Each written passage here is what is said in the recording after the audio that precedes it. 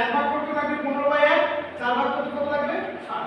এটা কার রবি সম্পূর্ণ কাজটা কতদিন লাগবে 60 দিন। সেম ওয়েতে কারবার করব ধনী না ছবি না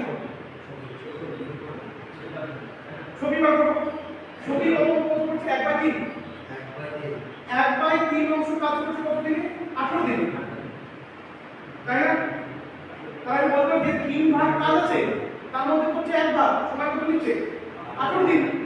তাহলে 3 ভাগ 1/3 যদি 18 দিন নেয়, এক অংশ কত লাগবে 18/1, 3 অংশ কত লাগবে কিন্তু কি 3 আর কত 54 দিন।